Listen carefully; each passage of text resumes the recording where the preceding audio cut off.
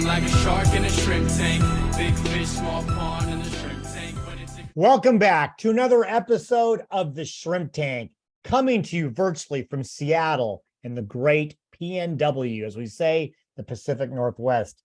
Listen, if you want to learn how to start, grow, or run a successful business, this right here is the podcast for you, the podcast of record. It's where we say street smarts and book smarts collide. Hello again, everyone. I'm Dan Whedon, and my co-host today is the venerable Craig Swanson.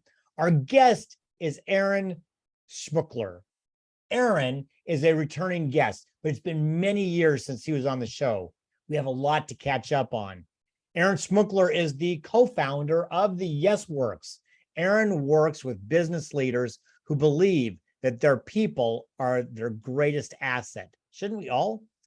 As a company culture engineer, he supports them to build structures, habits, and mindsets that support an enduring high-performance culture so their profits and their people thrive. You're going to want to listen to Aaron today. Aaron, the Yes Works serve clients across the country and across industries to make work good for people and good for work. Aaron, welcome back. We'll be with you in a minute. You can find us wherever you get your podcasts. We're on iHeartRadio, Apple Podcasts, Google Podcasts, Spotify, SoundCloud, Stitcher, YouTube. I know Craig has a favorite. He hasn't even told you yet. We are ubiquitous. We come to you from about a dozen cities, including Atlanta, the mothership, Boston, Boca Raton. Now, listen, before we bring on Aaron, Craig and I have to catch up. Hello there, Craig. Hey, Dan, how are you doing? I'm doing great. Did you have a good Labor Day? Well, you know, I had a great Labor Day, but it was all downtime for me because I had about 5 days of non-COVID cold. So I just had a traditional cold. Is that a new term, a non-COVID cold? Because listen, Craig, every time I talk to somebody who's the least bit under the weather, the first thing that they say is not COVID, not COVID. Yep. So I don't know how long that's going to be where we just can't say, hey, I'm under the weather, but it's not COVID. So you have the non-COVID cold.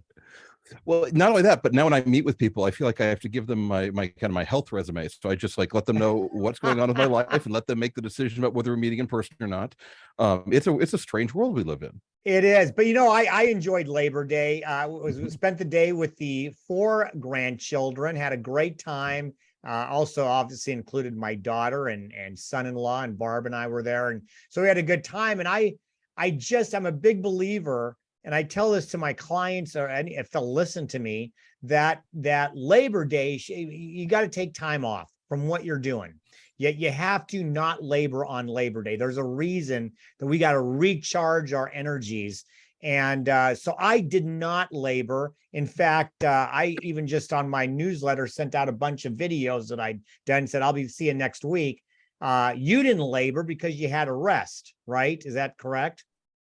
Yep. No, I was resting. I'll rest. Well, I'm going to bring in Aaron. Aaron, first of all, welcome back. It's been, I think, in the neighborhood of 4 or 5 years, because last time you were actually in studio and Xander came along. We'll talk about Xander later. Welcome back. I hope you had a great Labor Day. I'd love to hear what you did. But I also want to talk about company culture because, you know, there have been company cultures in the past and probably even present that the culture says got to work all the time, even if it means working, you know, on our own virtually on what should be a holiday. So I guess, first of all, welcome back. Great to have you. How was your Labor Day? And let's talk a little bit about what a company culture around holidays should be. Thank you for having me back, Dan. It's great to be back. Dan, you and I go back a long ways. Craig, it's nice to meet you. You have a fantastic voice for radio. You're in the right gig right now.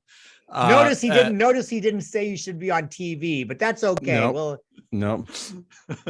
Better than the voice for blogging. Well, yes, indeed. And my Labor Day was wonderful. I was on my way home from my business partner's wedding. So what better way to spend Labor Day weekend? That's fantastic. So talk a little, because every let's talk about company cultures, because that you're a company culture engineer, which I think is such a great title. Why do your clients seek to find you? Well, here in the Pacific Northwest, which you brought up, here especially, we're based in Tacoma, Washington, and you may be familiar with the Tacoma Narrows Bridge. The first time they built that bridge, it was called Galloping Gertie, because if the wind came through the Narrows just right, the bridge would undulate. And in fact, the bridge undulated itself to pieces one day. And the reason that it undulated itself to pieces was that there are unseen, interdependent forces that keep a bridge up. And the same thing is true for company cultures. There are unseen, interdependent forces that keep our companies running, that keep the people on our team performing well, that keep them fulfilled, happy, engaged, challenged in all the ways that they would want to be, or not. And so because those forces are so hard to see, it can be difficult for leaders who are also focused on other aspects of their business to make sure that those forces are coordinated effectively for the greatest performance, the greatest sustainability, the greatest momentum, great innovation for their companies. And so we are here to help them see the matrix and direct those forces in ways that are going to be most advantageous. Your culture can be a competitive advantage, or it can be a subtle, or even sometimes not so subtle, drag on your company. That is fascinating. What I love hearing about that is the idea that you're helping the leaders of the company understand what their company culture is. I've had company culture described by some people as what your employees say when you've left the room. How do you do that? How do you help them understand what's happening in their company for things that they may not already be able to see with their own eyes? It's a great question. And I'll start also, I love that definition of culture. I've heard that definition also applied to your brand. It's what people say about you when you're not in the room. And I'll offer two other definitions of culture. One is that it's the set of contagious behaviors in any community, and your company is a community. And by the way, all behaviors are contagious. So it's what people do. It's the set of things that people do in your company, the way that they may be kind of predetermined to respond to each other, to forces in the environment, to things that your customers bring to you. That's one definition that I'll offer you. And then one other I can't take credit for, and I've seen it attributed to so many different people that I don't know who to give credit to. But here it goes. Your culture is defined by the worst behavior tolerated in your company. Mm-hmm. And if that isn't a punch in the gut. So you asked, how do we do it? Well, we've studied this enough, both kind of academically and also experimentally in our own companies, and then with our clients, that we're able to a large degree to see the matrix. There's, one of the things that people do often is they conduct what they call culture surveys. There are a couple of problems that I find with culture surveys. One is that culture surveys are looking at lagging indicators. How are people feeling about what's going on? Once it comes to the point that people can answer these questions, you've already got a lot of momentum heading in whatever direction it is that you're heading. So that you're looking at lagging indicators. Better to look at least more effective, to look at leading indicators. What is in place in your company that's going to affect the way that people feel? I can look at an employee handbook, for example, or an org chart, and start to see what is the culture likely to be like. So let me finally get into your question a little bit of how. And we have a 3-part process that we take our clients through. Some clients come for all 3 parts of the process. Some only come for 1 part. But prepare the soil is the first phase. And in prepare the soil, we're looking at these leading indicators. What are the policies in place? It's structural, right? What are the policies in place in your company? I've had leaders ask me, why don't my people trust the leadership here? And then I look at some policies that say things like, when you return from bereavement leave, you've gone to your father's funeral, when you come back, bring a death certificate or an obituary. How much mistrust is expressed with that policy? And I've chosen one that's really intense, but there are policies in almost every company that we go into that express profound mistrust for the people who work there. And then they wonder why is there mistrust kind of through the fabric of their company? Well, the leading indicator is the mistrust that's written into the policies. Or another thing that we discover in this phase of prepare the soil, looking at the structures, had a CEO call me and say, I've got great people with fantastic work ethic on my front lines, and I've got great people who are kind, compassionate, great work ethic managing them, and they're constantly at each other's throats. I don't understand why there's so much conflict between my front lines and my management. And then I learned that there are 15 people reporting to each manager. And these managers, being conscientious managers, are working hard to drive performance. And the science, the research says that every manager can manage 6, maybe 8 people before the relationship quality starts to tail off very quickly. And so they're working hard to drive performance, and they don't have the strength of relationship to bear up under that pressure. So these are the kinds of things that we discover in phase 1, prepare the soil. In phase 2, plant the seeds. We have 8 principles of effective communication and collaboration, 8 principles of an effective culture that we put people through a very experiential training program to go through these 8 principles. It's a few half-day workshops. And these principles all have sticky phrases associated with them. So after we leave, whether people like it or not, these phrases have become part of the vernacular of the team that we've worked with. And we know that language shapes thought, shapes behavior. And so after we're gone, the tactics that bring these principles forward into action in the company, they can evolve organically, naturally, through the fact that people have really embraced these principles. So that's phase 2. And the third and final phase, and actually all these phases sometimes kind of bleed together, we call water the garden.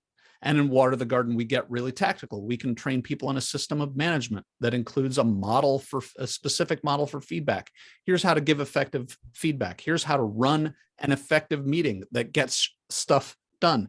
Here's how to think about and how to address the desire for innovation and problem solving in your company. So we're teaching people tactics for accomplishing their business goals as a team in phase 3, Water the Garden.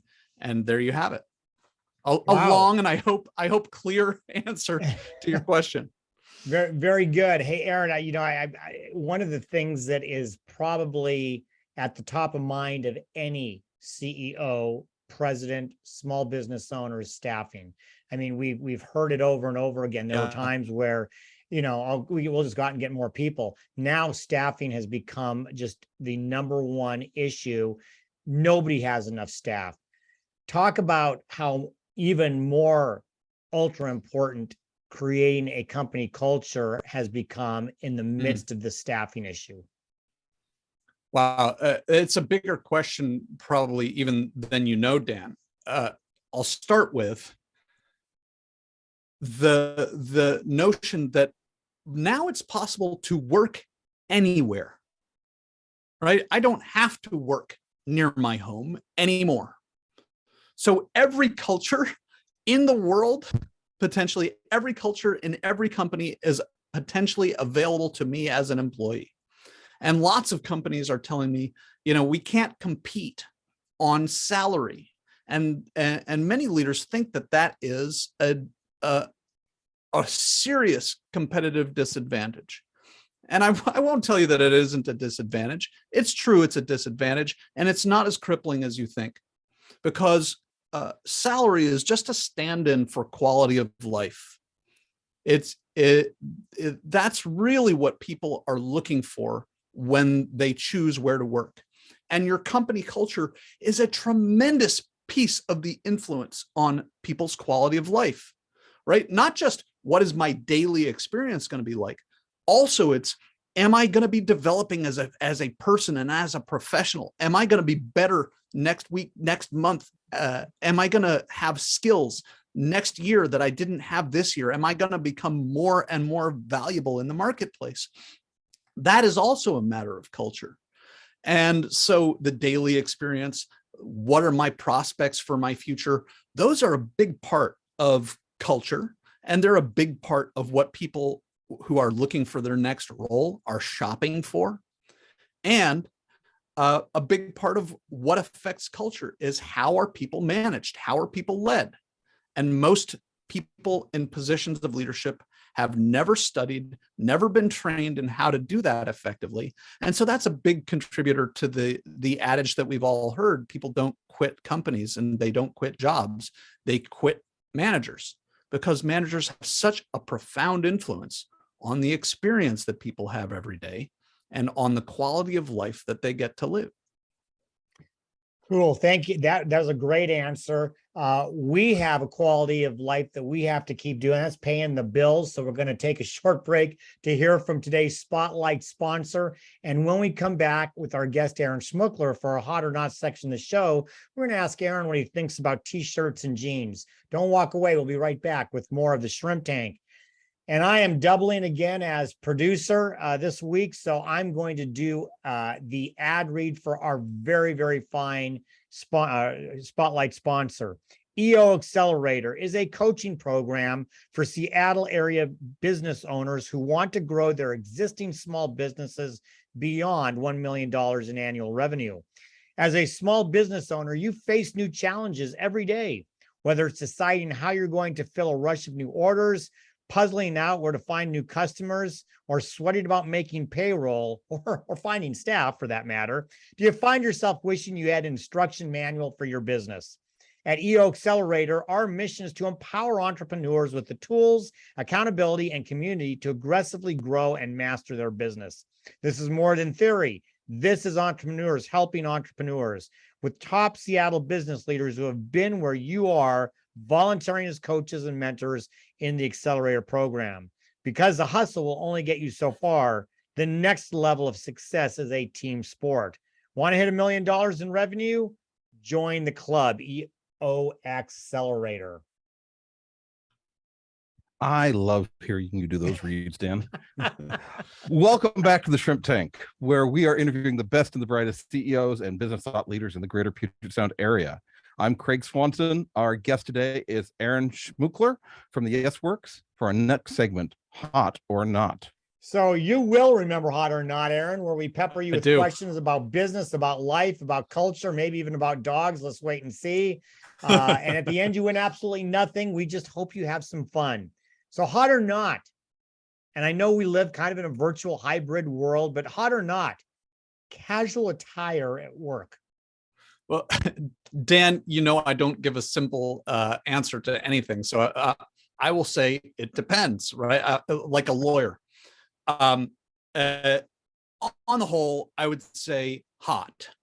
And I'll refer us to Nancy Barra, who is the CEO of General Motors. And when she took over at General Motors, and this comes back to my talking about policies, she took one look at their 14-page dress code, shredded it, and replaced it with 2 words: dress appropriately.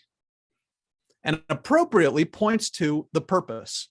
So, I did do a little bit of work on Labor Day. I met with a couple of people on my team on Labor Day.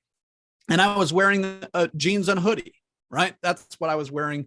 It was Labor Day. We were just touching base, wanted to make sure we were ready for the week ahead, and we weren't doing much in the way of formal work.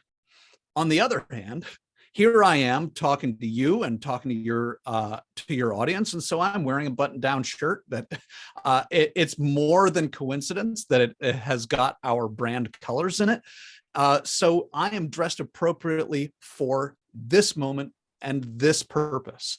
And the last thing that I'll say about this is there's a concept in psychology called enclothed cognition. And you know, Dan, that I in a former life was a theater director. And so everybody in theater understands enclothed cognition, whether they've ever heard the expression or not. The day you get your costume and put it on is the day that you as an actor really feel like you can fully embody that character. And there's lots of research that shows that if you give somebody a lab coat and ask them to do some really exacting work, like fill in important data in a spreadsheet, they will do a better job wearing that lab coat than they will wearing a smock. But on the other hand, if you give them a bit of creative work to do, create a painting, they will do better in that smock than they would do in the lab coat, because we are affected by the clothes that we wear unconsciously. So casual clothes, hot or not, depends on your purpose. There you go. All right. You do get into interesting stuff. I've already written down enclothed cognition as a Wikipedia search term for after this. There you go. How about hot or not? Personal relationships with business clients. Wow. Okay. I'm going to say hot, and I'll try not to go too far down the rabbit hole.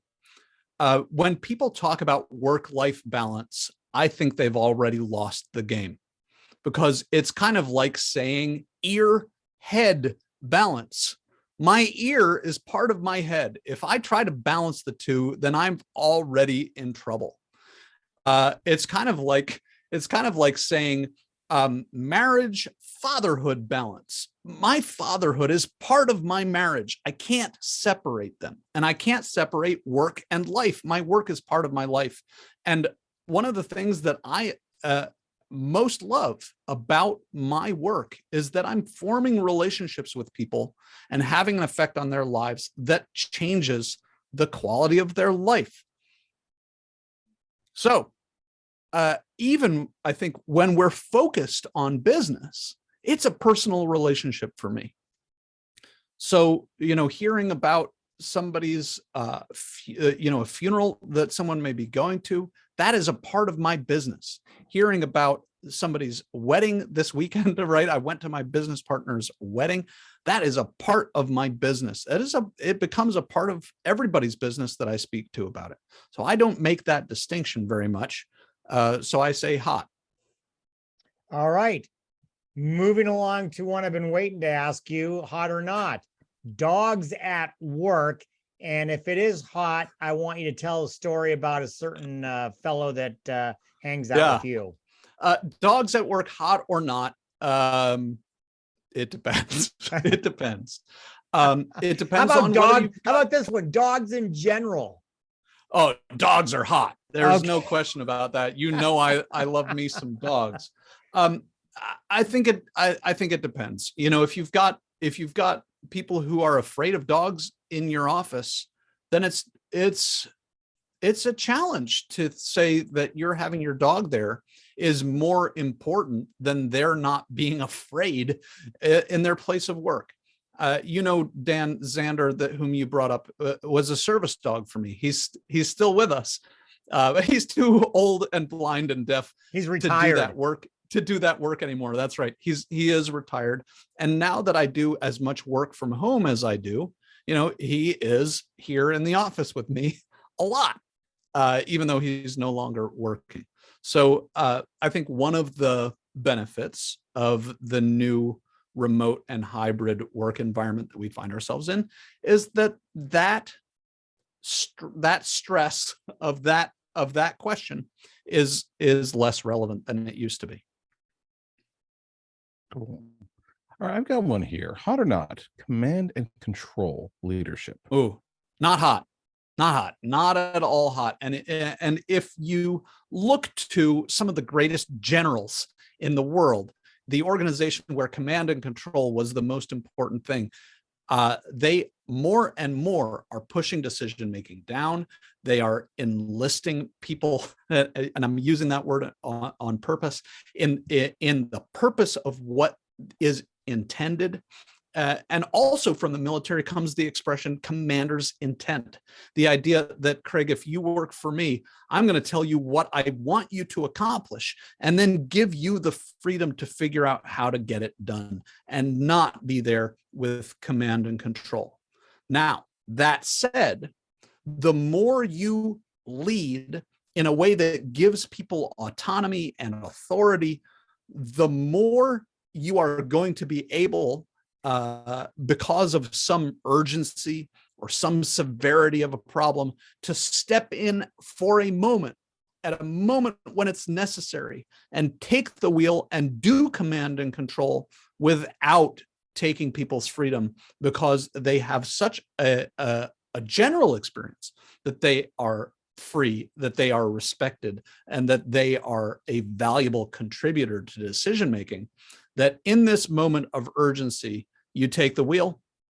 That's going to work much better. A great answer. And I hearken back to a conversation we had in the first segment today. And you mentioned something I thought was pretty cool. You said that culture could be defined as what the worst behavior tolerated is for a company. So let me ask you this, and you don't have to necessarily name names, but have you ever worked with a company where the worst behavior that was tolerated was by somebody on the leadership team, or maybe even the owner themselves? Absolutely.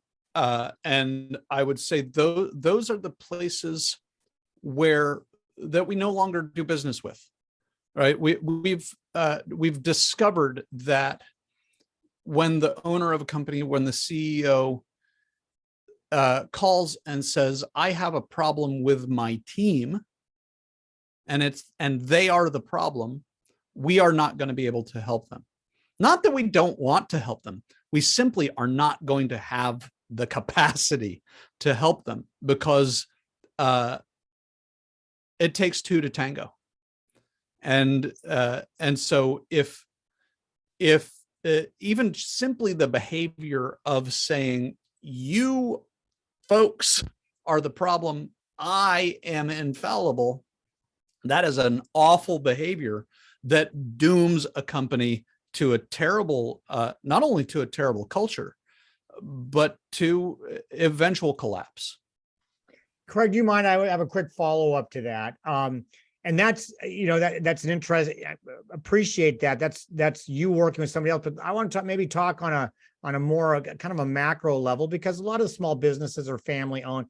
Just talk about maybe that situation where, just from a self-awareness standpoint, how can a company, and let's just say it's a family business, and you've got people in leadership, you may not be able just to fire. What are some things that somebody who does assess that and say, hey, our weakest link is in the leadership team, or maybe it's even me, how can they make that change if they want to?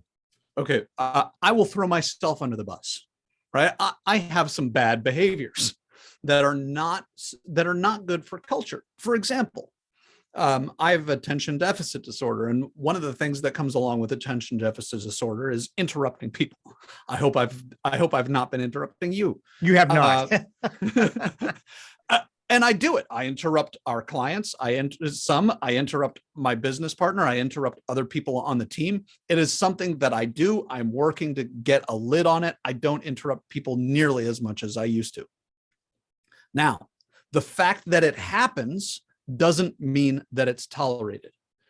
Everybody on my team has the authority to say, I'm not done. And I also don't tolerate it in myself.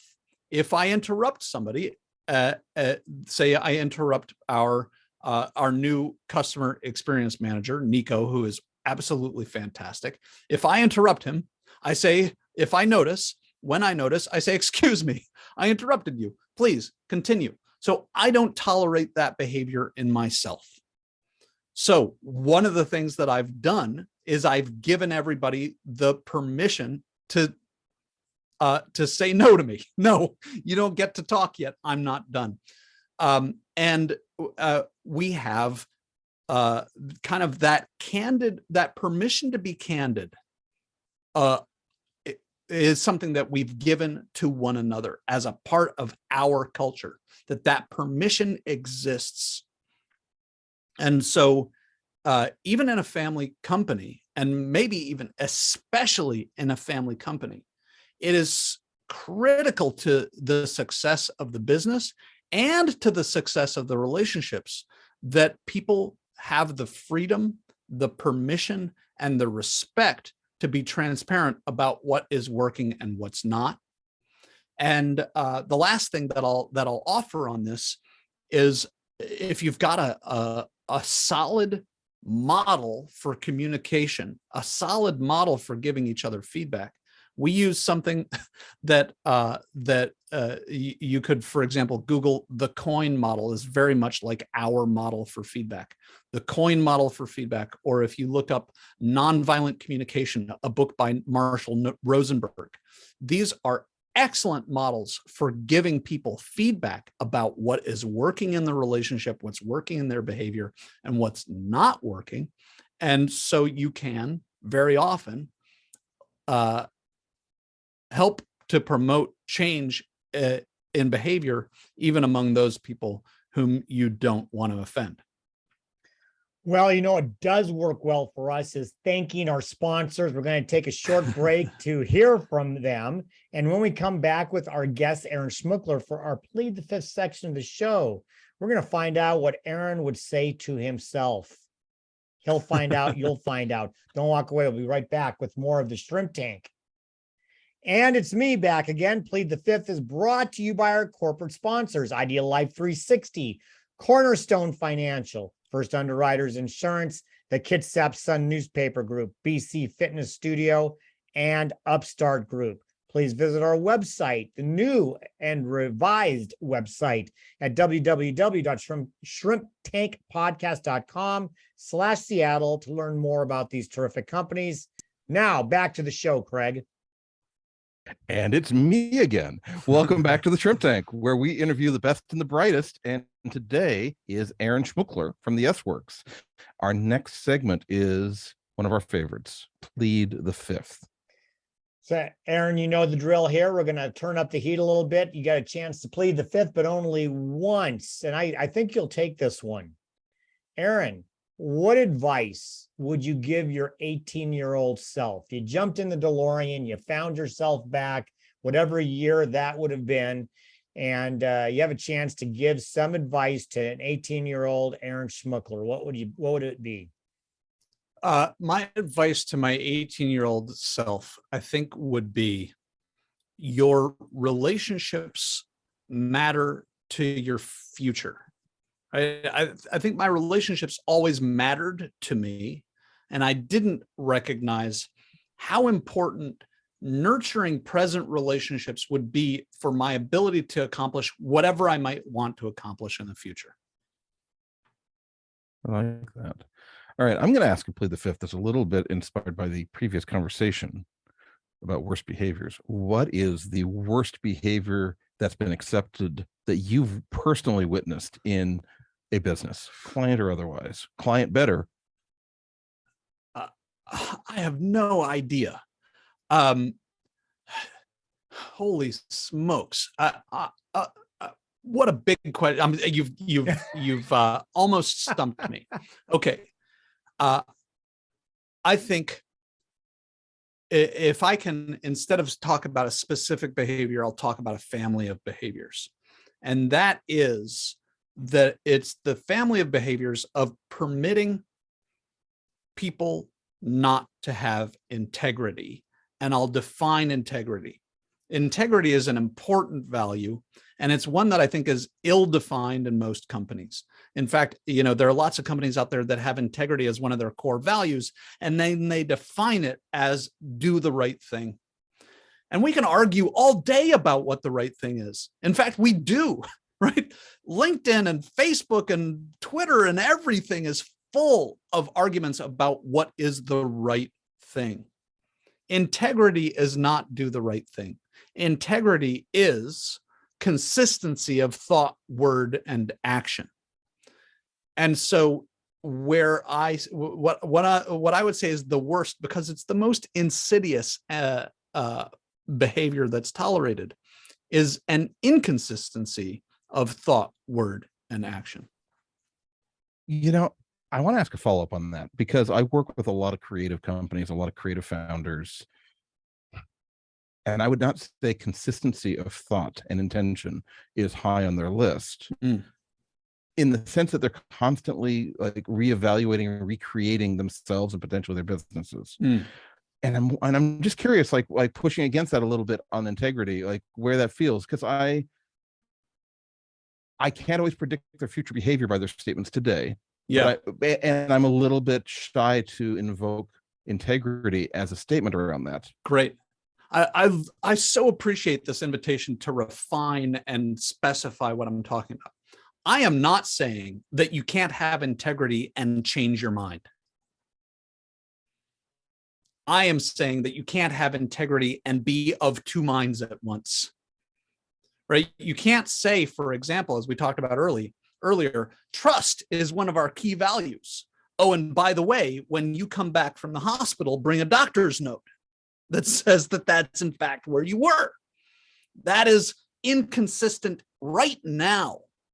So, we at the Yes Works, for example, we used to say, if you asked us if we could work remotely, until a few years ago, when something made us change, we would say, no, we are a company that works with teams in person. It is not inconsistent. It is not a gap in integrity, I would say, for us to have changed our mind, right? COVID hit, we sat down and made a concerted effort to be able to bring the value that we used to bring in person, to be able to bring that value, to make it possible for us to bring that value in a virtual setting. So our core value was about serving people as well as we possibly could. We didn't initially see a way that we could do that effectively virtually. And so we simply said, no, we can't deliver the value that we want to deliver virtually, so we won't do it. We'll either travel to you or we'll refer you to somebody else who we think could deliver some value virtually. And when it became necessary for us to either not deliver value at all or to figure out how to do it virtually, we figured out how to do it virtually. We changed our mind about what was possible and invested in such a way that we could make it possible. I hope that addresses your what might have appeared like a discrepancy. Yeah, and as Craig shakes his head, yeah, I think also probably what you were speaking to was what is told and what is given to the employees, in so much as, hey, this is how we feel, but then doing something different is the part of that. So I do have one, especially since you brought up virtual. So here's a good one. Plead the Fifth. What do you like most and what do you like least about virtual or hybrid work environments? What do you like most? What do you like least? I like very much that it saves people time of things like commuting that really is so costly. I like very much that it allows for more asynchronous work so that people can work at their times of greatest productivity, and so that they're able to really deliver the highest potential value to their employer that they possibly can, because they're choosing to work at times when their minds and their bodies are going to be best suited to it. I don't love about virtual that it has created this rift of companies like Tesla saying you've got to come back for some valid reasons, and then people who there's a wrong-headed argument, I think, going on about whether we should be virtual or not. I don't like that there's this wrong-headed argument.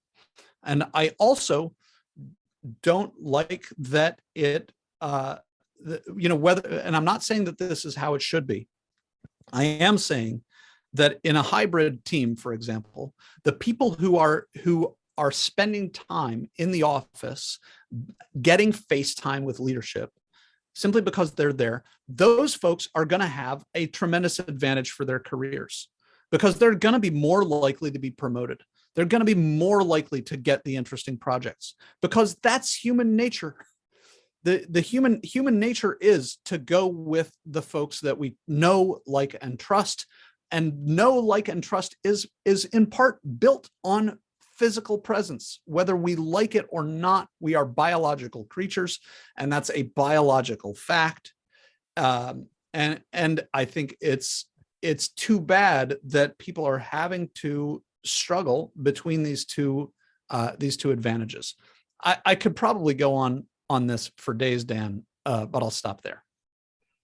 That whole concept is something that I've seen businesses adjusting to and trying to figure out what the right balance is. It's almost like, we've gone from multiple locations to a single location in which no one has a location. It's just this cloud environment. It's almost like a separate office. Yeah. Aaron, I just want to thank you for being a guest here on the Shrimp Tank. This has been fantastic. For our listeners that want to get in touch with you and learn more about the Yes Works and how they might be able to work with you, how do they find more information? Well, you can find me and us at theyesworks.com. I also am the only Aaron Schmookler on LinkedIn, and so you can find me there as well. And as you might imagine, lots of people reach out to connect with me on LinkedIn, and they don't leave a note. If I don't recognize your name and you don't give me a note about why you're wanting to connect, I probably will decline. But if you say, "Hey, I heard you on Shrimp Tank," then I will absolutely accept your connection request, and we'll look forward to our connection. That's fantastic. And for all of you watching, you can check out the replays at shrimptankpodcast.com/Seattle with a brand new website. And in your podcast, I personally am an advocate for Overcast, but you can be listening on Apple Podcasts, Google Podcasts, Spotify. Please give us a 5-star rating, whatever the tool is. Leave a comment. You can say anything in the comment you want, and follow us on YouTube, Facebook, and Instagram. Just click all those buttons, all the social buttons. Just click yes and thumbs up. Yeah, like us, give us 5 stars. Why don't you tell us that you love the show with Aaron Schmookler or anybody else who we had, and that'd be great. Well, Aaron, it was great to see you again. Even though it's in a little box this time, I'll hopefully see you again in person soon. Thank you for coming on, Craig, as always. And I hope that little cough and tickle goes away soon, and that you're back in 100% very soon. Great to see you again. Oh, Aaron, you have your hand up? I would just like to say you've earned all those likes. You're doing a tremendous service for the local business economy. So thank you so much for having me on. Oh, well, great. Again, great to have you. Thanks again. Say hi to Xander for me too. Listen, everybody, our next show, because we come every Wednesday to our Facebook live stream. So like us on Facebook every Wednesday at noon. Next show will be Wednesday, September 14th. I'm going to be in Whistler. I'm going to be coming to you from another country. That'll be fun. And our guests are going to be Kevin and Dana Rindle from Vimosity. Linda Popke will be my co-host. In the meantime, please be safe, be well, be prosperous, have a good culture and a lot of integrity, because until next week, the shrimp is back in the tank. So long. I've been feeling like a shark in a shrimp tank. Big fish, small pond in the shrimp